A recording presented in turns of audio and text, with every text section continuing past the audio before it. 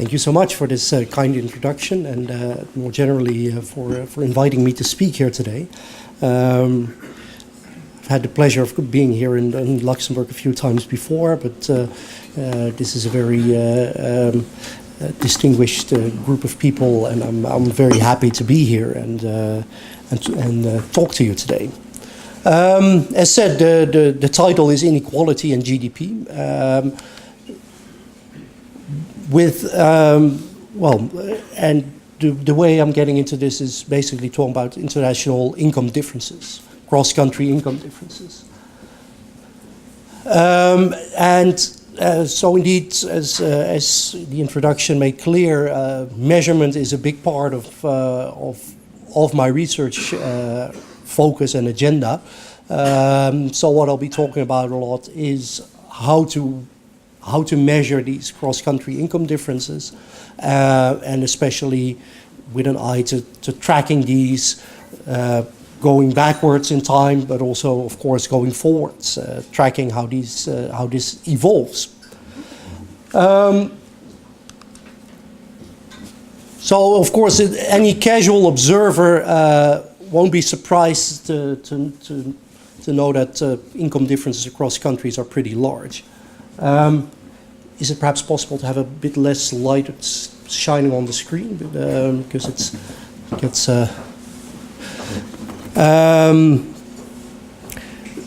if we contrast here a shot from a Mumbai slum with a street view of New York City, thank you. It shouldn't be any surprise that income differences are indeed quite large, especially when contrasting such different countries. But if we want to know how much, and especially how much now versus how much tomorrow, we need to have a bit more precision. Getting into this would be, the easiest way to get into this would probably be to look at gross domestic product per capita on an exchange rate basis. We want to compare dollars to dollars, so let's take the easiest thing we have at hand.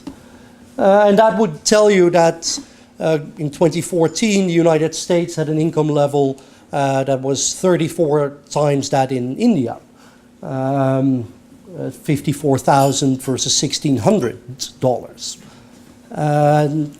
Now, and that's not atypical, as you compare the country at the 90th percentile of the income distribution to the 10th percentile, you get a ratio of 62. i.e. Even if you discount some of the extremes, you can see countries that are 62 times as rich as some others. On a global population-weighted scale, using the Gini coefficient, it results in an inequality measure of 0.62, where 1 is the maximum. So that's, as said, that's a very, very quick and dirty way to get a number. But anybody who's spent more than a little bit of time on this already knows that this number is misleading. Things shifted a bit on the screen. But a problem, of course, is that prices differ across countries. So if we look at the price of a bread, in India it's 52 cents. In the United States it's about 90 cents, so not a big difference there. But if you look at a men's haircut, and that's behind here, that's about 87 cents in India and about $28 in the United States. So that means that any simple measure like a Big Mac index there's a lot of scope that will lead you in the wrong direction. And it also means that we need to do a lot more of these type of measurements to figure out how these prices differ. But most importantly, this shows that if you use exchange rates, you're going the wrong direction, because it doesn't tell you about what you can do with the money in the country itself.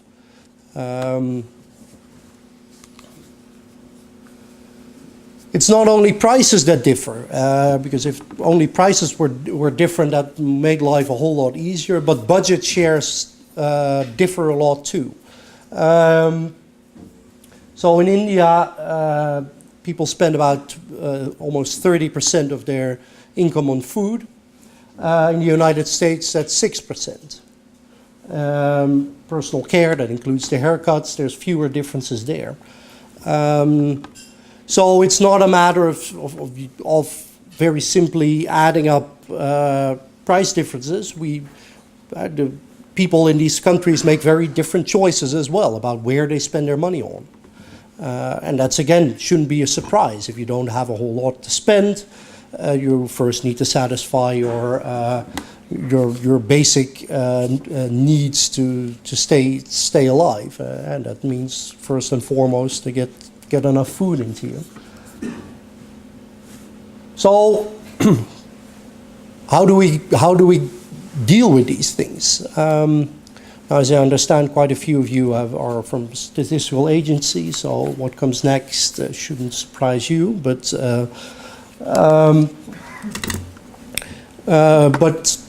one way into this would be to say, well, let's do a price index comparison. Or in other words, we know that there's many different things people spend their money on: food, haircuts, air travel, buses, education, health, you name it. So we can summarize all the prices people pay. We can figure out how much of these products they pay, how much do they spend on bread, how much on rice, how much on fish, etc. And then try and compare like with like. So what would Indians spend, given Indian prices, but US spending patterns? Right? So the 6% of food spending. And what would Americans spend if they still face US prices, but switch to Indian spending patterns? So that way we can try and get a little closer to this issue. Well, we know prices and spending patterns differ, so let's compare prices in India and the US using either the spending patterns in the US or in India. That will give you a Fisher index. In other words, it's if you average these two, you end up somewhere in the middle. And that's, well, given the sort of the differences you saw, that's a bit heroic. This American spend with Indian spending patterns, that's a very big shift. But overall, it's a fairly well, it's a good measure, or at least it's very well accepted in the statistical community. At the same time, it's also an inherently imperfect measure. So anybody who's spent time on index numbers knows that whenever you try to compare these two situations without getting an explicit measure of utility or an explicit cost or expenditure function, it's hard to pin down exactly what a relevant price comparison should be. And indeed, work by Angus Deaton and Alan Heston has highlighted some of these problems.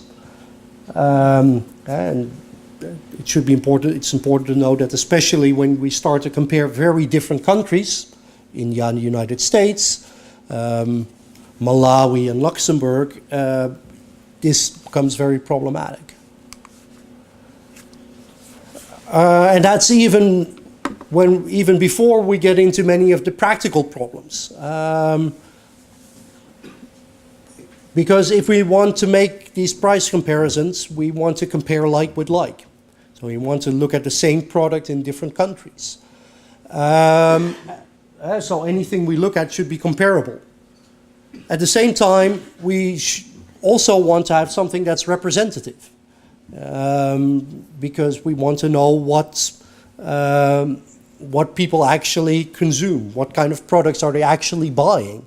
If we look at prices of products that people don't buy, then or hardly buy, then that's not a very relevant measure of comparative prices.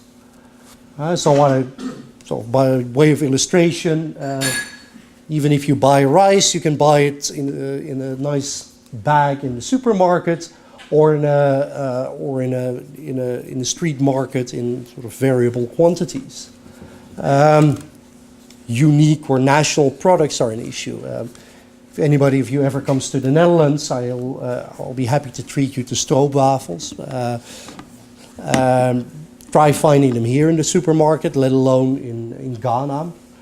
Similarly, your cut-chewing gentleman here is probably not found outside Middle Eastern and North African countries.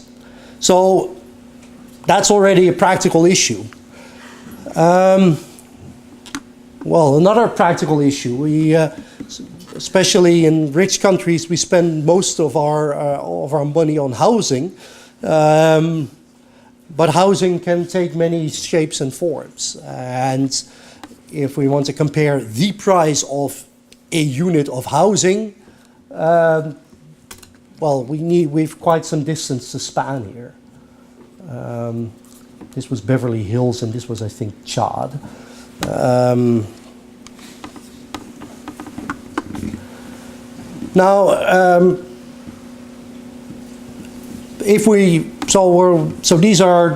So we've covered some of the conceptual issues. How do we compare very different countries? Some of the practical problems that come into it. And there's also institutional challenges. So if you get a national statistical agency can very well be asked to develop a measure of consumer price inflation in a country. And indeed, that's the typical way things go, or a national or a central bank is involved. But if you start to look at international price comparisons, there's a less convenient home. There's also a less convenient constituency. Now, of course, we care about how much our money can buy a year from now, but why should we care about what's happening somewhere in the Philippines or New Zealand, for that matter? So, if you look at the practical setup around the world of this, Eurostat as well as the OECD have a permanent program to compare prices across countries. In a global context, this has come about more recently in the 1960s with research by Kravis, Heston, and Summers at the University of Pennsylvania. And that was some of the first global efforts to compare these very different countries, and indeed to answer some of the key questions that I'm addressing today. So how big are income differences? How misleading are exchange rates? How successful are certain policies or developments in reducing poverty and inequality across countries? So that started in the 1960s, but it took until early parts of this year before the United Nations Statistical Committee decided to make these international price comparisons a permanent part of the statistical program around the world. So that's sort of a compounding factor, if you want, in trying to figure out how these differences, how these price differences stack up around the world. Okay, now this has happened. There's a result, so that's comforting. These were the numbers I showed you earlier for India versus the United States, converted using exchange rates. If instead we use purchasing power parities, estimated for 2014 in the Penworld table, we take into account that the price level of products in India is about 28% of that in the United States. So any dollar spent there goes a lot further than a dollar spent in the US. And indeed, that leads to much smaller income differences. So only a factor 10 rather than 34. At a global level, the P90 over P10 is no longer 62 but 13. That's still a lot, obviously, but it's a lot less. And the global population weighted Gini is down to 0.46. Again, big but a lot smaller than the 62 we had before. Now, this is getting numbers for a single year. Now, and many of you have experience with this type of data or research may have heard a lot of things they knew. So let me now turn to where my own research comes in more strongly, and that's in trying to get a sense of the trend in cross-country income inequality over time.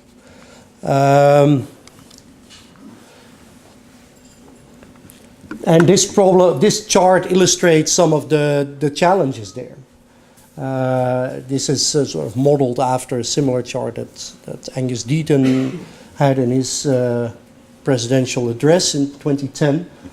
And it's looking at the between-country income inequality based on the population-weighted Gini coefficient. So recall that was 0.46 for 2014. That's not on this chart yet, but I'll get there. And we see that over time, different versions of the Penroll table, from 5.6 to 6.3 to 7.1, showed increasing inequality. And these jumps coincided with new versions of international prices. So these were primarily based on 1985 prices. This trend was based on 1996 prices, and this trend was based on 2005 prices. So is our international income differences growing or shrinking? It's no surprise that in 2008, Anand and Siegel, in their article in the Journal of Economic Literature, concluded that it's very hard to be sure whether global income inequality is increasing or decreasing. So as a result, that means we don't, at this point, we had a hard time figuring out whether, for instance, global poverty would be going up or down, whether development was progressing, as each of these time series suggests, or whether we're consistently mismeasuring the degree of income inequality, as each successive release of data corresponds to an outward shift in this curve.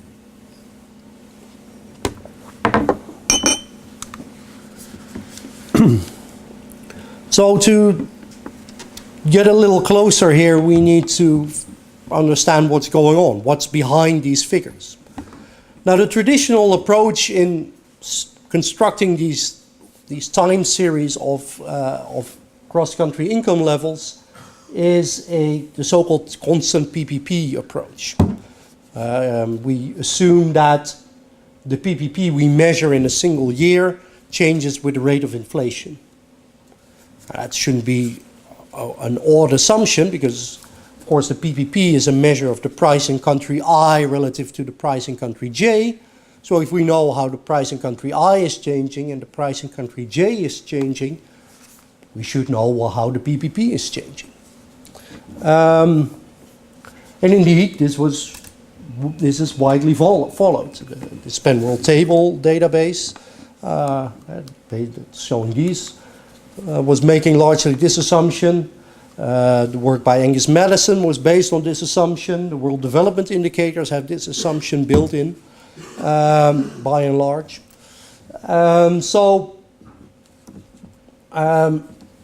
It makes sense at first glance. But of course, confronted with these two realities, with on the one hand, these big shifts in income inequality every time new numbers come in, with, on the other hand, the idea, well they should line up, means we need to look carefully at what's going on. There are conceptual reasons why these trends differ. As I told you, as I showed you before, if you want to compute PPPs, you need to take into account budget shares in multiple countries. If you make a CPI, you should only care about budget shares in a single country.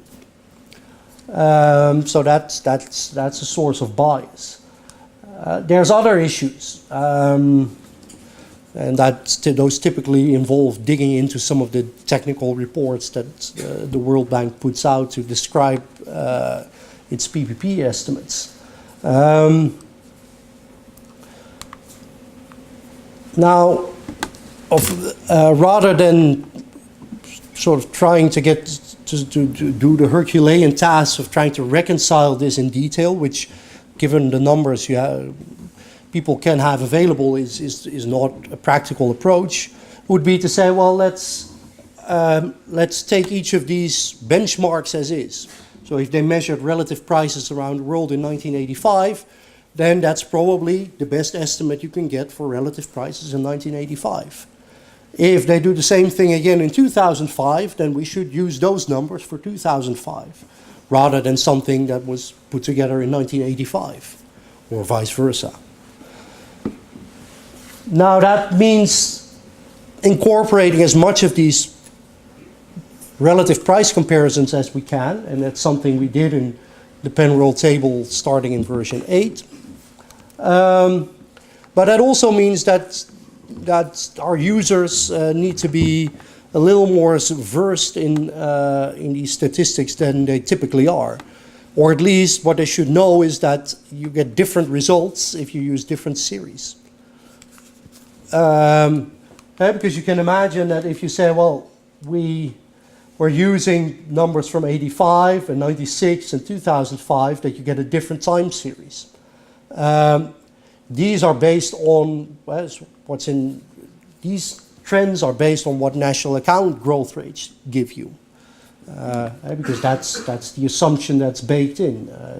You assume that PPPs are constant over time, they change with inflation. So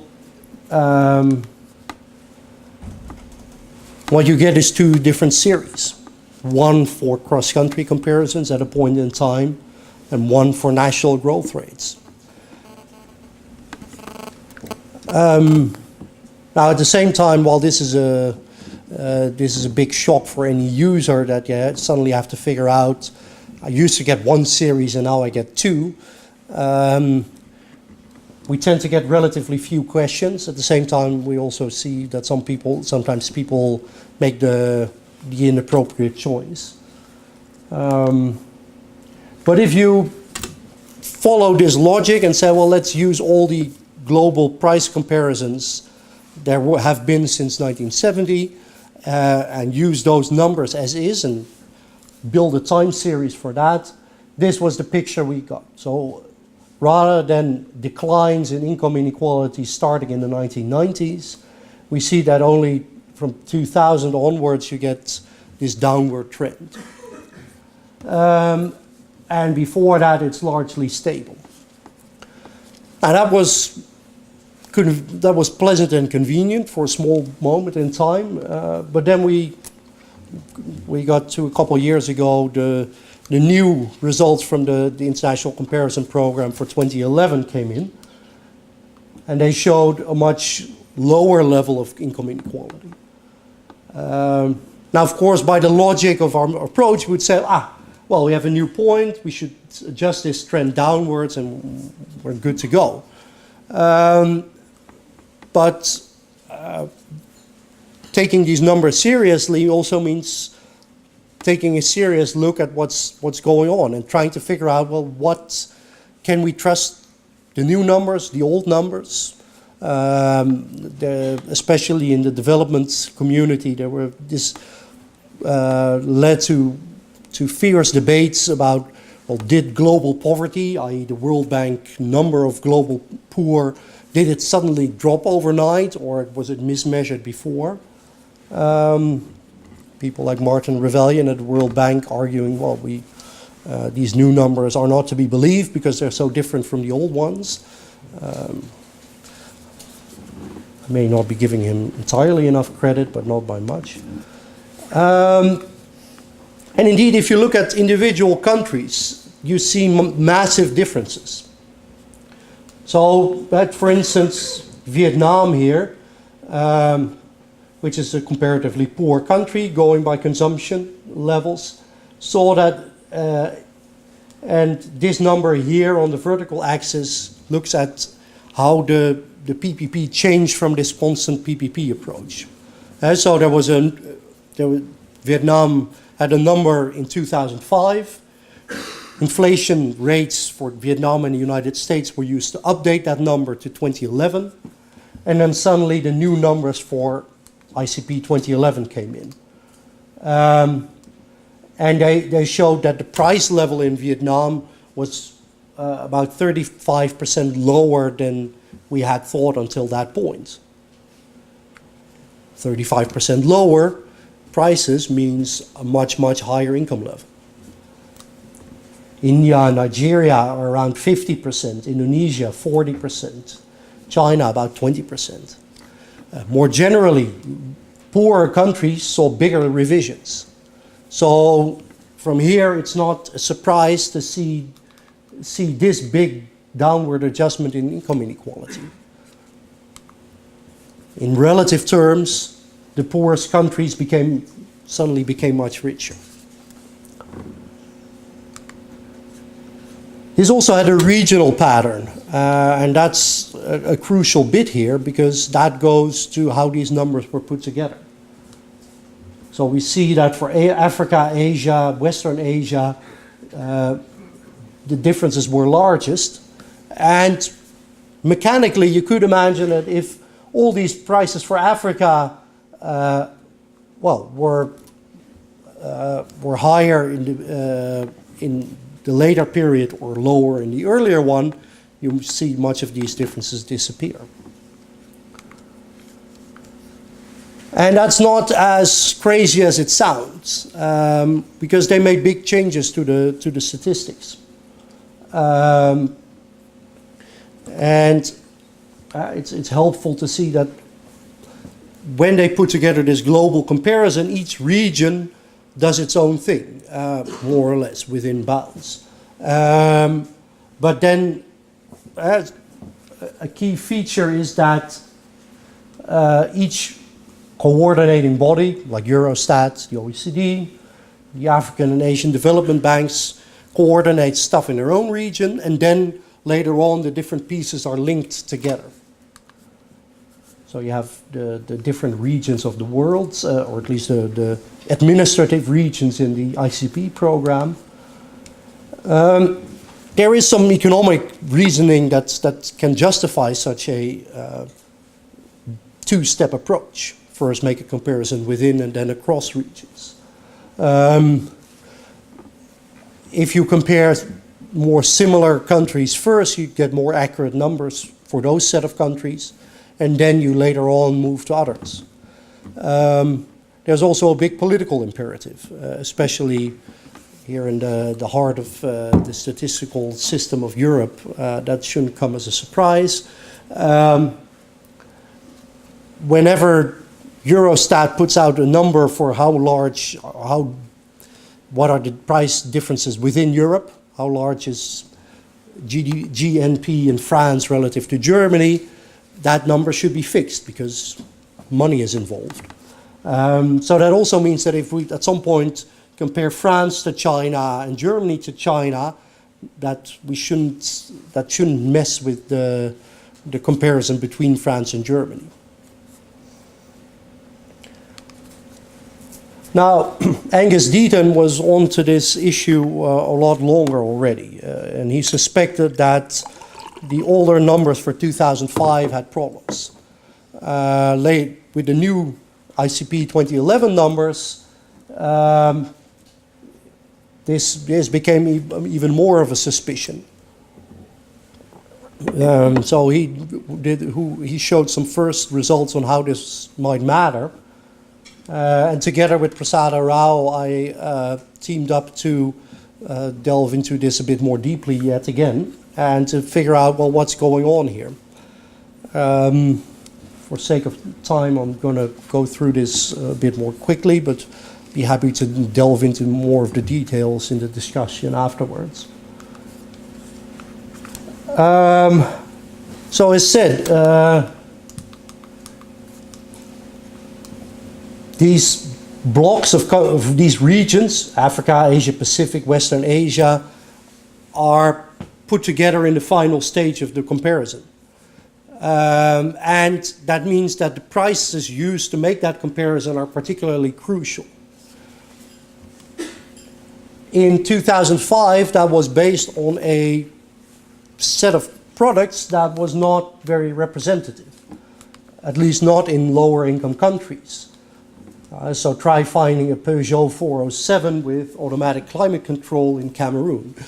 They tend to drive Toyotas there. At least that's what I've figured out with a bit of Googling. But of course, if you do manage to track down this Peugeot, it might be an atypical model. It's not representative of the country in question, and it might be too expensive. And indeed, that's what we show. So this is, again, there's details later, but this shows that prices in Sri Lanka were about 20% too high in this global linking. In Cameroon, they were 19% too high. So it's not everywhere, but at least in these crucial regions of Asia and Africa, there's enough evidence to suggest that prices were too high in 2005, and thus income levels were too low, at least compared to the United States. Adjusting for that, we go from this picture I showed earlier to this picture. So there's one happy result. This is now a nice flat line, so there's no longer a systematic difference in income level, in the income distribution between what you get if you keep using 2005 numbers or if you suddenly switch to 2011 numbers. At the same time, this is hardly grounds for comfort. So Nigeria, which is not the worst offender by any means, or the worst case by any means, still had an adjustment of about 15%. Any statistical revision of that size will be hard to explain. If we look down here, mostly Middle Eastern countries, the differences are even bigger. Still, if we use these new numbers, and this red line is what you get if you now open up the Penworld tables, you see that the trend of global income inequality was going on a downward trend much earlier, and this seems to have persisted until now, at least, and for all intents and purposes, maybe continuing still. So this is with three messages. It makes sense to do these income comparisons frequently, because otherwise it gets misleading. For individual countries, you might still have a hard time figuring out, well, what's exactly going on here. But overall, we see declining income inequality in the most recent years. I took a bit larger steps in the end, because I also wanted to go back to an earlier period. This starts in 1960. But anybody who's familiar with the work of Angus Maddison, formerly of Groningen, was that he used a lot of historical work on national accounts being reconstructed before they were officially constructed, or using other sources to come up with estimates of GDP in the year 1, or more credibly, GDP in the year 1820 or 1870. Now, especially at the time, around the turn of the century, this was using state-of-the-art measures and methods. But now, with all this behind us, we know that relying on a single PPP comparison, he put something together for the year 1990. Don't ask me for all the details, because there's too many of them. That still relies on these numbers. And as we've learned now, that can be highly misleading. And indeed, there's a growing body of economic historians, Peter Lindert, Jeffrey Williamson, Marianne Ward, John Devereux, who are raising questions about this. Saying, well, look, if we make comparisons at the time, in the early 1900s or the 1800s, we see very different pictures. And, well, given all that's gone on in the 20th century, it should also not be a surprise that we can't have a truly reliable GDP series stretching back to 1800. So one illustration of that is the case of the United Kingdom versus the United States, especially in economic history, a sort of signatory case where, say, well, at what point did the United States become the economic leader of the world? Or a bit smaller scale, at what point did the United States become richer in GDP per capita terms? Now, if you go by Madison's original series, you see a downward trend throughout the 19th century, sort of crossing the one line in the early 20th century. If you would say, well, let's not take this 1990 number, but use 2011, ICP 2011, that's more or less the same. So you're not getting much difference there. But, and that's the point of people like Lindert, Williamson, Ward, and Devereux, if you look at what these historical price comparisons and historical income comparisons show, that's a very different picture. They show that the United States had a higher GDP per capita much earlier. Indeed, probably throughout its existence as a separate, as an independent country.